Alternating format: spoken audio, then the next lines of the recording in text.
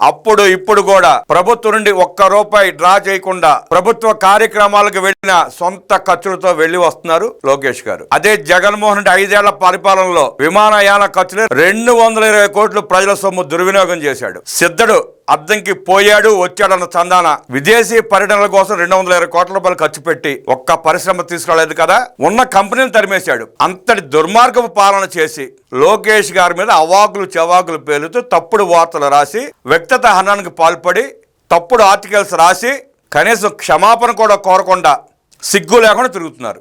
అంటే ఆ బ్రతుకులకి కోర్టులు శిక్షలు అలవాటైపోయినాయి. దొంగకి ఎలాగైతే దొంగతనాలు అలవాటైపోతాయో అలవాటుగా చేసుకుంటూ వెళ్ళిపోతాడో ఈ జగన్మోహన్ రెడ్డి బ్యాచ్ కూడా తప్పులు చేయడం, కోర్టులకు వెళ్ళడం, శిక్షలు వేపించుకోవడం, జైలులో మగ్గటం. వాళ్ళకి ఏం ఉండదే. స్టేషన్కి వెళ్ళాలంటే సిగ్గు ఉండదు, కోర్టుకు వెళ్ళాలంటే సిగ్గు ఉండదు, సబ్ జైల్లో ఉండాలంటే సిగ్గు ఉండదు, శిక్షలు వేయించుకోవడానికి అంతకంటే సిగ్గు ఉండదు. అలాంటి దుర్మార్గులు, అలాంటి సన్నాసులు లోకేష్ గారి గురించి, బాబు గారి గురించి మాట్లాడతారు. సిగ్గు శరం లేకుండా, అన్నం తింటున్నామన్న జ్ఞానం కూడా లేకుండా ప్రతిదీ అబద్ధమే. క్రమశిక్షణ పట్టుదలతో ప్రజలకు సేవ చేసేందుకే నేను రాజకీయాల్లోకి వచ్చాను. అందుకే తప్పుడు వార్తలు రాసినప్పుడు నాకు చాలా బాధ కలిగింది. దీనిపై పోరాడాలని ఆనాడే నిర్ణయించుకున్నా. 2 కాదు 5 కాదు, మరో ఏడాది గడిచినా న్యాయం నా వైపు ఉందని నేను బలంగా నమ్ముతున్నాను. నేను గెలుస్తానని కూడా నమ్ముతున్నాను. నేను ఏనాడు తప్పు చేయలేదు, చెయ్యబోను. సాక్షిపై పరువు నష్టం కేసులో నా ఎగ్జామినేషన్ ఈ రోజుతో పూర్తయింది. ఈసారి వైజాగ్ వచ్చినప్పుడు వేరే కంపెనీల కోసం వస్తాను. విశాఖ ఎకనామిక్ రీజియన్ కోసం స్టీల్ ప్లాంట్ భూములు తీసుకుంటున్నామనేది ఆరోపణ మాత్రమే.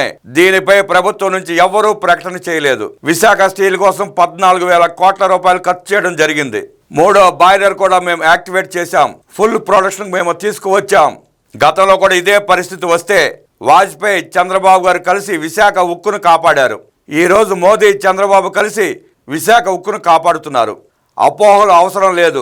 విశాఖ ఉక్కు ప్రైవేటీకరణ జరగనివ్వం. ఎన్నికలకు ముందు అదే చెప్పారు, ఎన్నికల తర్వాత కూడా అదే చెబుతున్నారు. ఎన్నికలు అయిపోయిన తర్వాత ఏదైతే వాగ్దానం చేశారో విశాఖ ఉక్కుని ప్రైవేటు పరం కానివ్వం, జగన్మోహన్ రెడ్డి దుర్మార్గుడి చేతుల నుంచి కాపాడుతామని హామీ ఇచ్చారు.